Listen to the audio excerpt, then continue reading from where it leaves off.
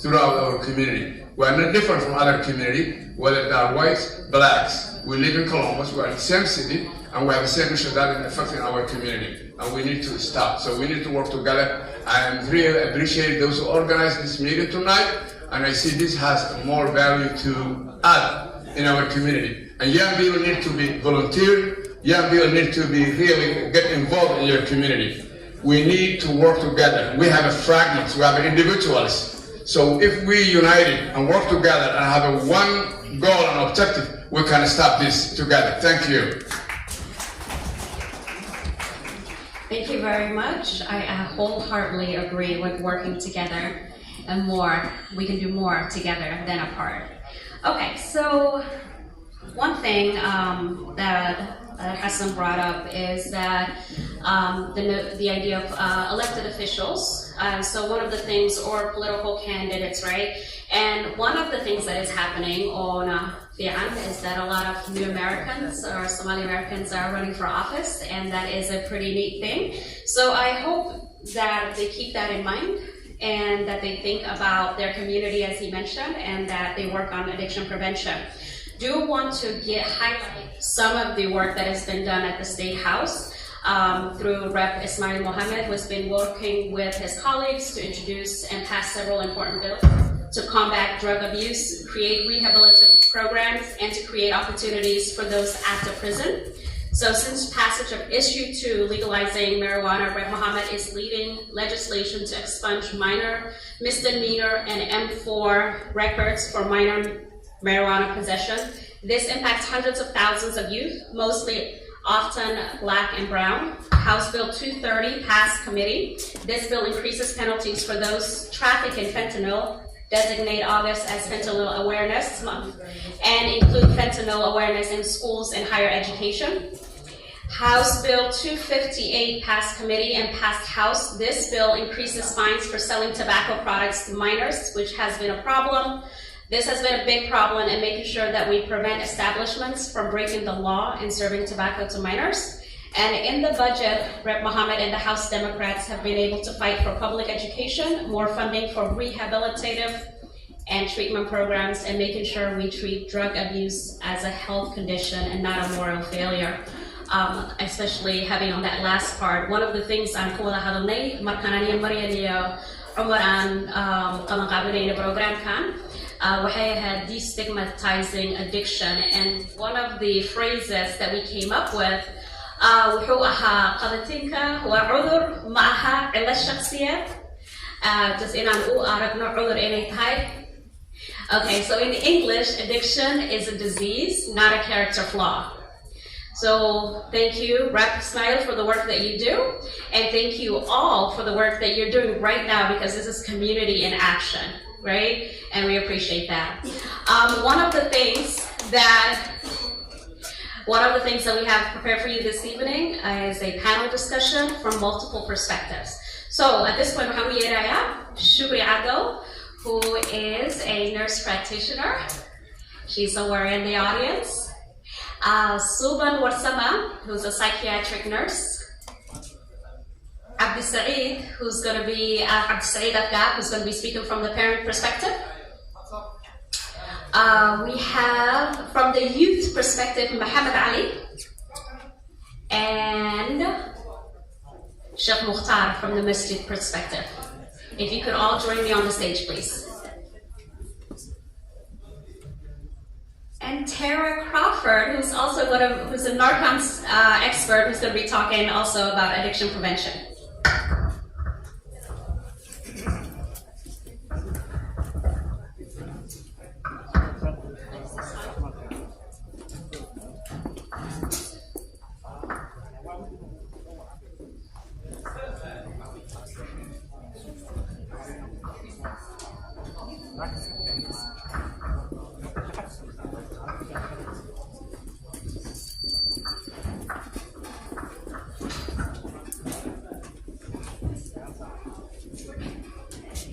Shukri Yasuban.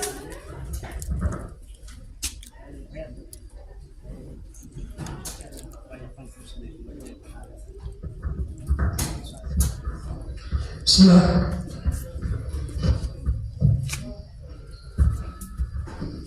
بسم الله.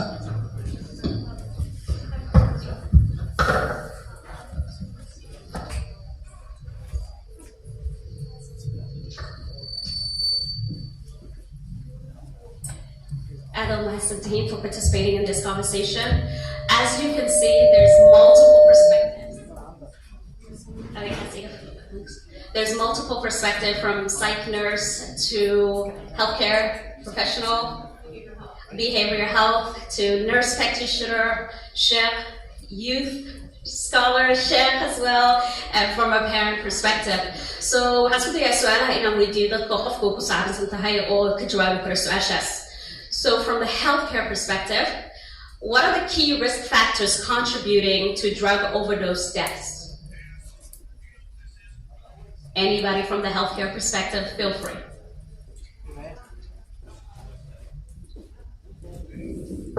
So that is Subhan. Hi everyone, my name is Subhan. I'm actually a psychiatric mental health nurse practitioner. For this question, when Shukri and I did some research earlier, we came up with that some of the risk factors is that there's drug availability. Some drugs like prescription opioids, heroin, and illicit substance being out in the community, and people having access to them. Another thing is like misuse of prescriptions, mental health. So if someone's suffering from like depression, anxiety, they're at like high risk of actually overdosing on medication if that doesn't get treated. And then fentanyl contamination is another risk factor for overdose. Thank you. Yes, anybody want to add to that? Thank you so much. Add to that as well. Also, in addition to what she said, mental health conditions are also contributing factors to reasons why people overdose. If people have depression or anxiety, that puts them at, or trauma-related conditions or disorders, and that also puts them at a higher risk for overdoses. Then there's also the lack of access to resources, treatment resources, and support systems. So this creates barriers for individuals to be able to seek out care, treatment, and the adequate resources. There are many, many factors, but these are the main common factors. Thank you. Terry, you want to add anything? Yeah, I think from a prevention standpoint, as parents and as adults, we can kind of address the stigma head on and just discuss these things with our kids probably before we think it's necessary. If you have prescription drugs at your home and you're not going to use them, there are places to dispose of them, so don't have them in your home so they're not a temptation. I think a lot of times drugs and alcohol use are normalized at an earlier age, and kids experiment with things. So just discussing it, being open about it, not having temptation in the home are really good ways to address that. Thank you. Back off of that as well. Sorry. So environmental is also a factor. Certain areas, socioeconomic status. These are also this can be a factor that puts individuals at a higher risk for overdose.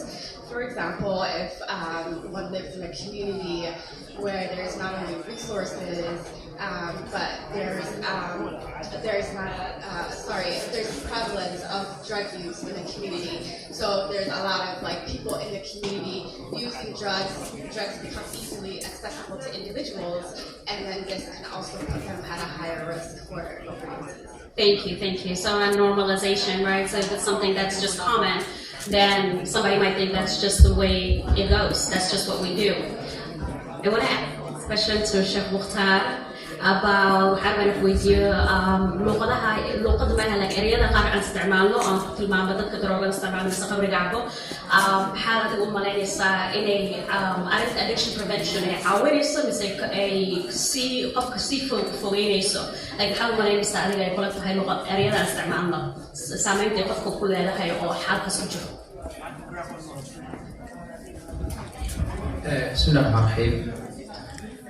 horta حق الشرع الإسلام أيوة حاجة وشرع واستعماله فإذا السلام بدل كرو سيدا إتاي عدنا إسلام سوى نعكسن بوا وشيء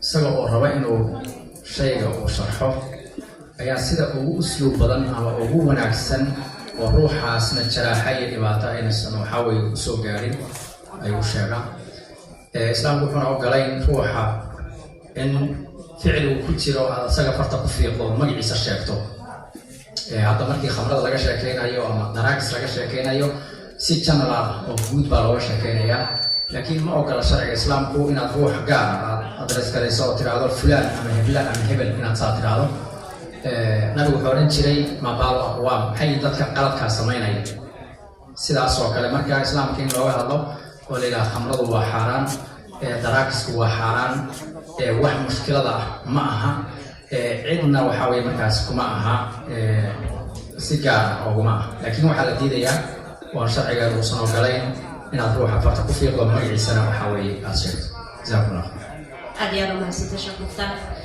Muhammad Ali, I want to ask you from the youth perspective. So you're a young person, you're around a lot of young people.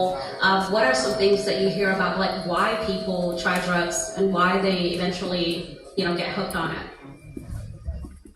Bismillahirrahmanirrahim.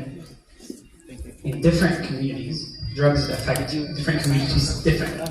So in the Somali community, it's not our parents that use drugs. We're not in a household where drugs are being used. It's always from peer pressure, from friends, from environments, from people that our kids are hanging around.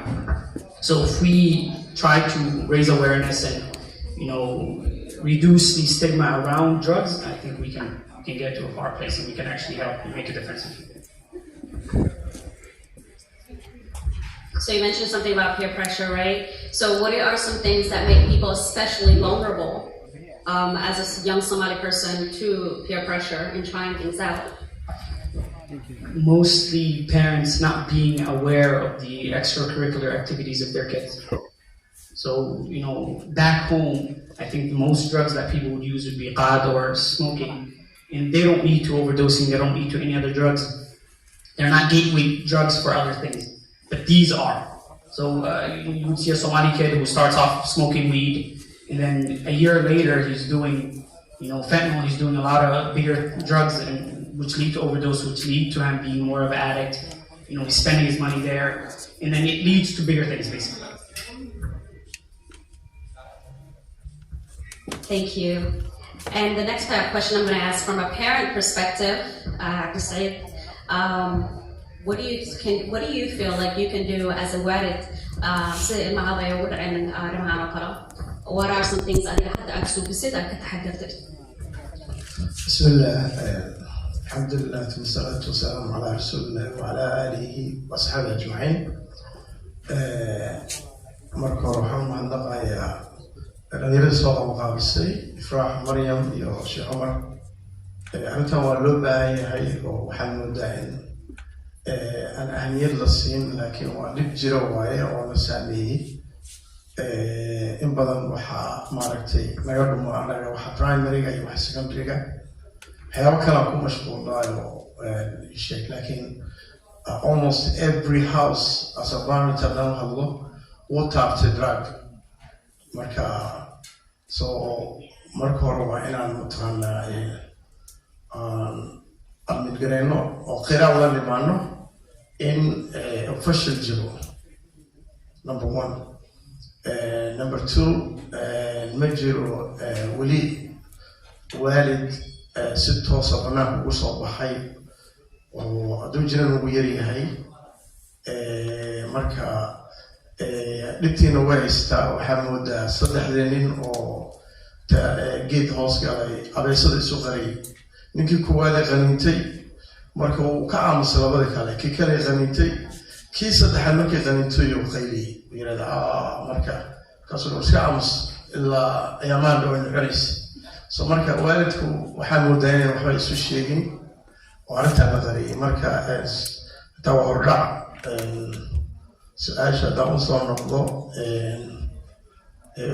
way jirtaa in waalidka dhinaciisa dayac ka yimid waxaana mataqaanaa muuqataa aqoon la-aan badan inay jirto oo dhinaca waalidka oo communitieska ama organizationada oo ama Soomaalida ama New Americanska ama African American inayna doorkooda wada qaadan marka waxaa marka inta badan anigu markaan fiiriyay waalidiyada qaar oo aan xiriir leenahay oo kale ilmaha aqoonta education ay ku mashquuliyaan iyo activitieska oo mataqaanaa gymka ama sportska iyo waxay la mida marka taasaan ugu muhiimsan in maaragtay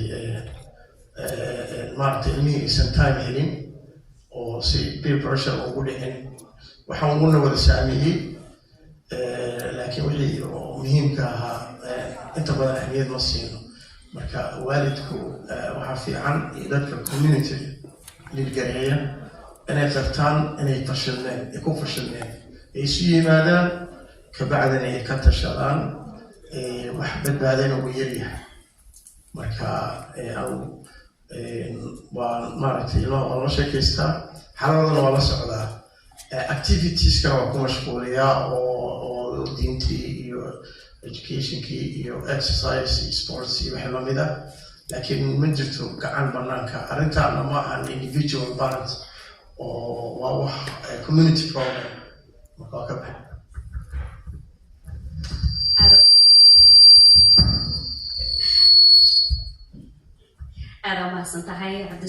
So just to summarize, basically the first portion was this problem is pushed under the rug and we don't address it, and that's very problematic because people need to share information so that somebody else can be saved from this same issue. The second portion was actually said we really have to keep in touch with what our children are doing, like supervision. As a parent, I have a 16-year-old and I used to teach 16-year-olds in high school, right? Sometimes parents feel like at 16 or 17, kids no longer need supervision and they're just kind of like quasi-adults. They're not adults. They're children still, you know, they're like in that middle stage. So keep up with them, keep up with their lives, be present in their lives. He said he involves them in sports and other activities so that to fill up their time, to make sure that they're involved in good things, and then having a good relationship with your child. So I really appreciate you sharing that. So back to the healthcare perspective. So from a healthcare perspective, what strategies have been successful in raising awareness and reducing stigma around substance use disorder? And any one of you can feel free. So what strategies have been effective in reducing stigma and raising awareness? I think when addressing the target population, so there's different populations, whether it's age or gender, that addiction and overdose affects. It's important to address each population according to their level. So, for example, if we're speaking to women in a way that is approachable to women, in a way that women can relate and understand the issues that contribute to their situation. Same thing with men as well, and young men and young adults. I think that when speaking about youth, it's important that we approach youth in the whole issue in general, taking an empathetic approach, being very haris in a situational approach, without stereotyping and stigma, and kind of going in there with an open mind and approaching individuals with a lot of empathy and in a way that they understand information and in a way that is an environment that is safe and an environment that allows them to be able to feel comfortable enough to be able to not only obtain and retain the knowledge, but also express their concerns and the reasons why they are involved in this. So I think there are so many things that we can do.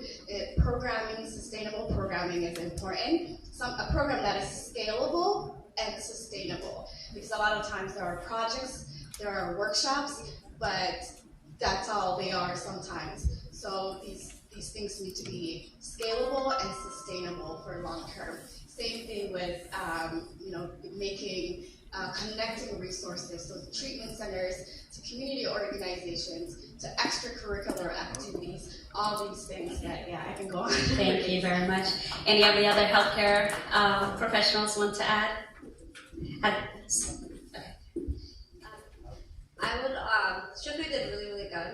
So the only thing I would add is we can also provide peer support specialists out in the community. They say that it's very effective if we have individuals who went through substance abuse to kind of go out in the community and talk to people who are currently going through it, and then that'll be more effective. So, Shukri. Can I just reiterate that addiction is not a moral feeling, and I think that's just the underlying thing we always have to just keep in mind, that it's treatable and there are resources, but it's not a moral feeling. Thank you for reiterating that point. Really appreciate it. So waxay hadda soo qabo waxay Shukri iyo Suban iyo Tara dhahan waxaan dhahay what kind of strategies sida loo hortaga arrintan oo kale maxaa oo hore shaqeeya idinka ka warqabtiin. So wacyigelinta waxay qofka inaa si naxariis leh wax loogu sheego oo si ayaga mis ayada ku fahmayso loogu sheego population kasta mis audience kasta si baa loola hadlaa. Marka Shukri waxay si loola hadlaa maybe nimankaas loola hadlaa hablaha si wax ku fahmayaan wax ayaga noloshooda saameyn ku leh. Tara waxay tiri dib kale ugu soo celisay waxaan ka hadlaynay inuu qabateynka uu yahay cudur una ahaan shakhsi qofka inuu cilad shakhsiya basically qofka inuu qof xun yahay ma aha waa arrin cudur arrin caafimaad waayo. Suban waxay tiri qof maybe dhibaatadan soo maray inuu dadka ka wacyigeliyo u sheego aniga waxaan soo maray aniga igu dhacday saanaan kala kulmay saasaan kala kulmay haddana saan baan hay. So somebody who's in recovery or maybe long-term recovery ku jiro inuu dadka ka wacyigeliyo arrintan. Waxaan rabay inaan usoo laabto Sheekh Mukhtaar. So waxaan ka hadlaynay strategiyada ay healthcare professionalka isticmaalaan si ay uga hortagaan addictionka qabatinka. Waxaan rabay inaan ku weydiiyo what is the masjid doing oo si arrintan uga hortago?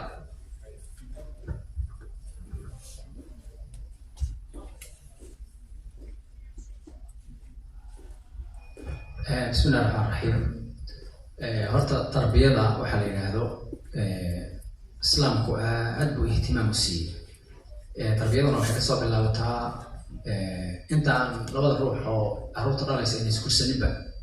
Dadku waxay u maleeyaan tarbiyada ilmo weyn oo waxaa weeye masaajid la keenay ama waxaas inay ka bilaabato. Tarbiyada wanaagsan ilmaha ilmo toosan oo fiican inuu noqdo waxay xiriir la leedahay marka horeba gabadha aad guursanaysa mise wiilka aad guursanayso.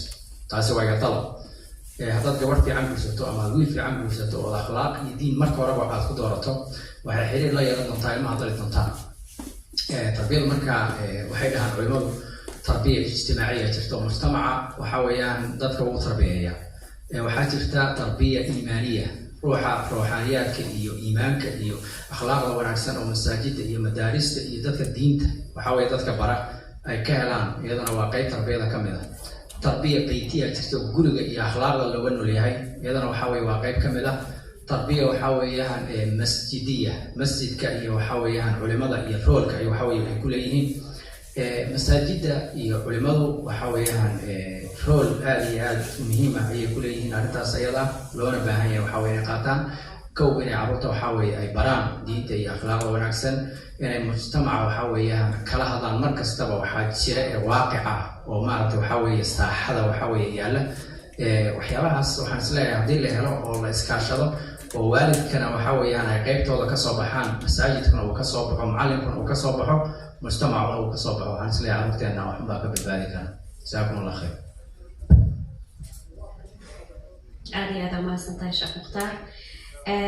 The next question is from Muhammad Ali. So Muhammad, one of the things we're talking about is the strategies that are effective in preventing or reducing stigma. As a youth perspective, so I would like to hear, everybody has an idea of what should be done and how we should address a specific population. How do you think we should address the youth? How would you like to be talked to if this situation was going on with you?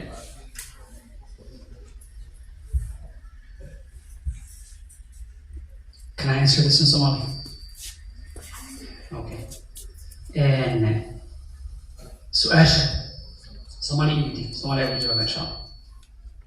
su-aasha hore healthcare-ka aan weydiiyey waxay ahayd sidee arrintan looga taxadaraas, and then one of the jawaab waxay ahayd sida each audience, each population sibaa loola hadlaa. Marka maxamed cali waxaa weydiiyey maadaama adiga aad yar tahay dadka yar aad u hadlaysid, dhalinyarta u hadla sidee jecesha adiga inaad loola hadlo, sidee jecelyihin dhalinyarta inaad lala hadlo wax loo fahansiiyo. Well, mahadsantahay. And the reason I want to answer this in Somali is because it's about the parents who are Somali speakers, inshallah. Waalidiinta waxaa rabaa inay fahmaan markii qofku uu daroogadu isticmaalayo ma aha qofku qof hortu waa cudur wixii cudurkaana wax hadda soo bilowday ma aha. oo qur-aanka waxaan ku arkaynaa khamrada ilaahay markuu xaraam ka dhigahayay hal mar xaaraan lagama dhigin, 3 marxalo ase 3 tilaabay soo martay. tilaabada koowaad waxaa la yidhi laa taqrabu salaata wa antum sukaara xataa taclamu maa taquluun, salaada ha u dhowaaninina idinkoo cabsan. waa laga soo gudbay, waxaa la yidhi yasaluunaka can alkhamri walmaysiri qul fiihimaa ithmun kabiirun wa manaafic wa ithmuhumaa akbaru min nafcihima. waxaa la yidhi waxay kaa wareysanahayaan nabi maxamedow sala allahu calayhi wasalam, waxay kaa wareysanahayaan khamriga. waxaa dhahdaa khamriga waxaa ku jirto manaafic, benefits, waxyaalo wanaagsan iyo waxyaalo xunxun, laakiin waxa xun ayaa ku badan. waa tilaabadii labaad. tan saddexaad waxay ahayd in inama alkhamru walmaysir walansaab walazlaamu rijsun min camali shaytaani, in la yidhi waaba xaaraan ayada dhan. caaisha waxay tiri maalintii khamriga la xaaraamiyeeyey waxaa aragnay tiri laamiyaashii madiino oo wada khamri ah, gurigu dadka ugu kaydsanaa, waa wada cabahayeen.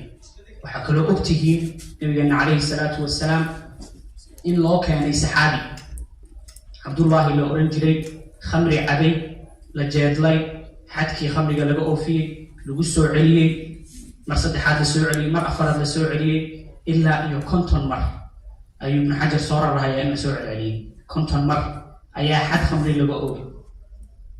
saxaabadii baa dhibsatay, allahuma alcanhu maa akthara maa yu'taa bihi bay dheheen, allaha nacladee kan maalin kasta ma la soo celcelinayaa, maalin kasta ma khamrigu cabayaa.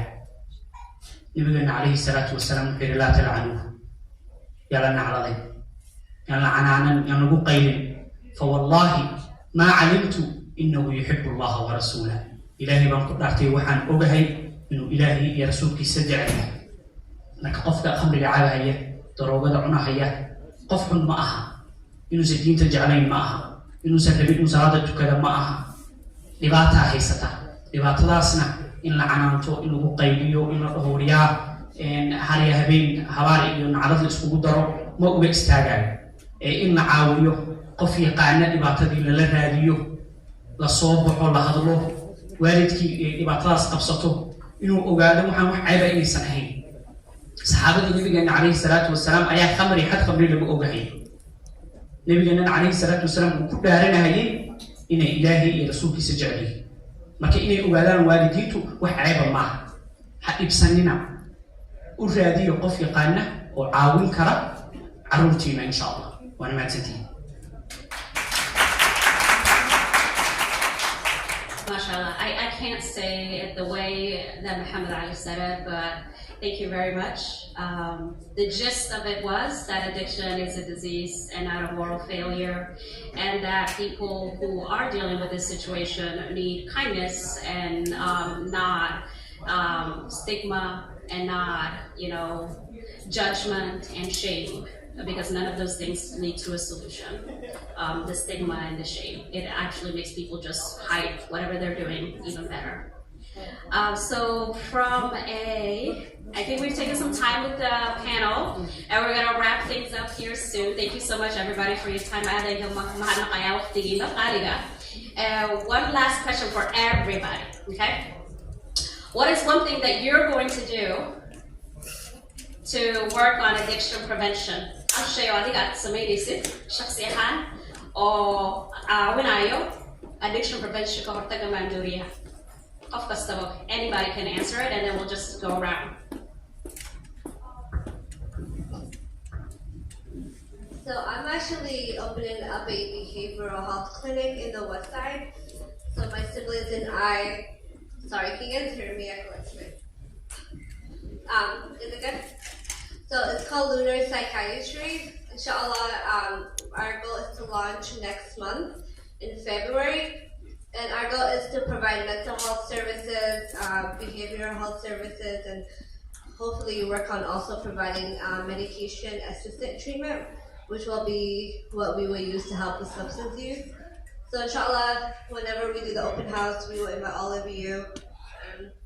And our goal is to help the West Side community the best that we can. So thank you.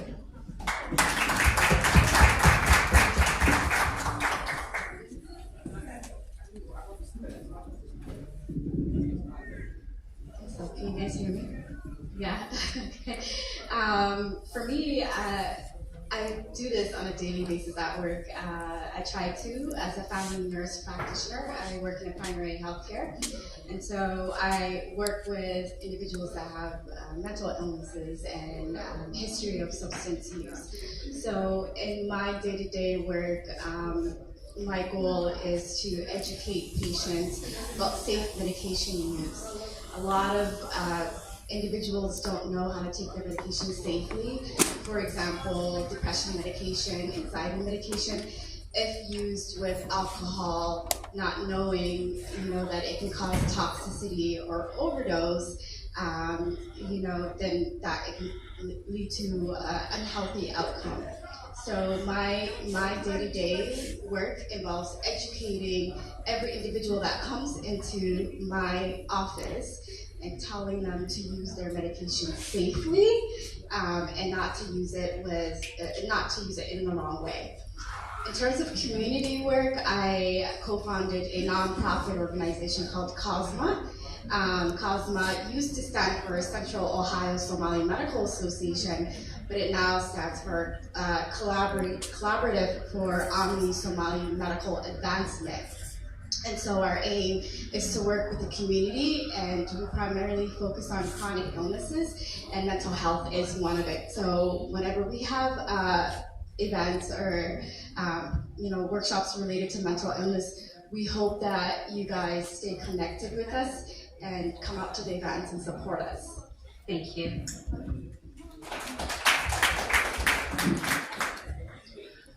I think I'll just keep engaging different populations who may not have awareness that there is a problem of fentanyl overdose and opiate overdoses in all communities. Opiates and addiction do not discriminate. So it's in every neighborhood. So I'm going to continue that work and just keep making education possible. Thank you. dhinaceena kale hal shay adiga dhankaada ka qoraysid saad uga hortagtid arrintan bulshada haysato oo maandooriyaha iyo addiction preventionka. bismillahi raxmaan raxiim. waxa ugu wanaagsan oo lagu hortagi karo waa akhlaaq wanaagsan iyo waxa weeye ruuxu inuu ku toosnaado islaamnimada balaas lagu daray ruuxu inuu ku dadaalo waxbarashada knowledge-ka waxaa la yidhahda. inta badan mujtamaca waxa weeye markii ay ruuxu uu yahay ruux mutacalim ah waxyaabahaas oo kale uu iskala weeyahay. waad aragteen dadka hadda waddankan jooga gaar ahaan caddaanka ah inta badan waxa weeyaan kuma badna waxyaabahaas xataa haddii ay ku jiraan si cilmaysan bay ugu jiraan. sababtana waxaa keenaya knowledge-ka keenaya waxbarashada ay ku dadaalayaan basic ah. marka waxbarashadana lagu dadaalo dhaqanka wanaagsan oo suuban oo islaamnimada salaadii ruux hadduu salaada tukado wuxuu islaamku noo sheegay inna salaata tanhaa cani ilfaxshaa waxyaabaha xunxunka oo dhan ayadaa kaa hor istaagaysa. salaada ha lagu dadaalo. innaga waxaynu nahay dad muslimiina wax dhaqan wanaagsan buu ilaahayna siiyey. haddaynu dhaqankeena iyo islaamnimadeena aliimaan walcamal saalix inta haddaan ku dadaalo way hagaagaysaa. jazaakum allah khayr. baaraka allah.